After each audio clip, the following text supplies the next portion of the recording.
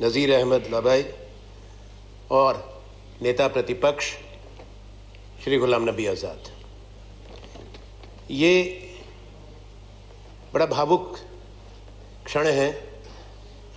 क्योंकि हम वो लम्हे याद कर रहे हैं, वो साल याद कर रहे हैं जब गुलाम नबी आज़ाद साहब ने इस देश की खिदमत के लिए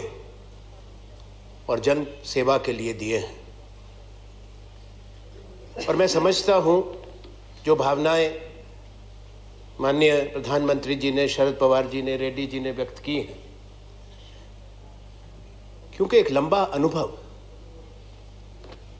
संगठन में, संसद में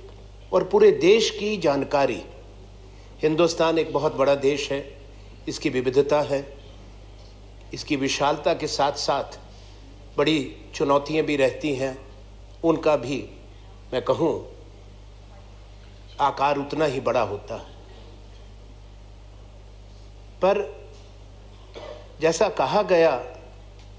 एक सिर्फ कितने मंत्रालयों का अनुभव, जो शायद दोनों सदनों में कोई व्यक्ति नहीं, कोई पुराना मंत्री नहीं, इसको एक इतना लंबा अनुभव संसद, संसदीय प्रणाली, शासन का और प्रशासन का रहा। पर मैं कह सकता हूं कि कोई भी नहीं है जिसको इतना गहरा अनुभव संसद की प्रणाली का हो, परंपराओं का हो, संसद कैसे चलती है, कैसे सत्ता पक्ष में रह के प्रतिपक्ष से संबंध बनाना, कैसे दलों की लकीरों से ऊपर उठ के देश की बात को सोचना, और प्रतिपक्ष के नेता के रूप में भी वही व्यवहार रहा। क्यों ये इतना सम्मान गुलाम नबी आज़ाद साहब को है, उसका एक कारण है जो सोचना ज़रूरी है माननीय सभापति महोदय, क्योंकि मेरा एक लंबा साथ रहा है इनके साथ, संगठन में, सरकार में और सदन में, दोनों तरफ जब हम वहाँ बैठते थे और अब यहाँ, कि सूती गांव भदरवा से एक व्यक्ति, एक नौजवान चल के यहाँ आए और पहचान दिल्ली में हो, और पहचान करने वाले भी कौन, उस समय का नेतृत्व श्रीमती इंदिरा गांधी और दूसरे लोग, और उसके बाद निरंतरता रही। जैसा शरद पवार जी ने कहा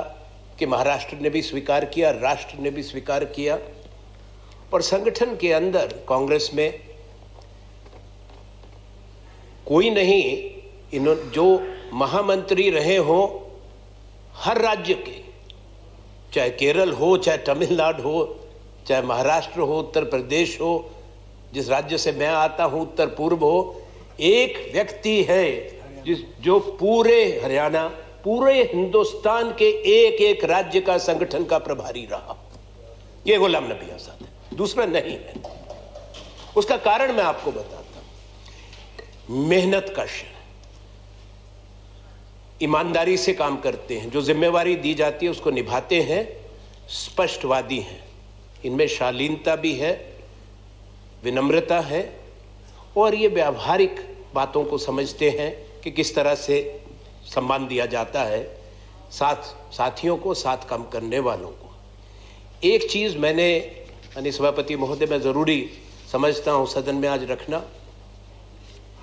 क्योंकि संबंध एक ऐसा है जो किसी दूसरे का नहीं होगा संगठन में, कि मैं प्रदेश का, हिमाचल का जब अध्यक्ष था,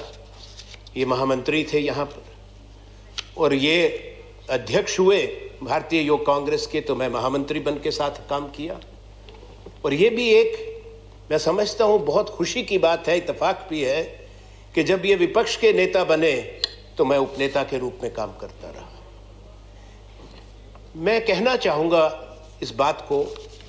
कि कोई दिन, कोई समय ऐसा नहीं आया जब कोई समस्या आई हो सदन के संबंध में भी, संगठन और देश के बारे में, जब मैंने कोई अच्छी बात इनसे नहीं सीखी। इन्होंने हमेशा एक चीज़ कही कि देखो आनंद, और ये पुरानी बात,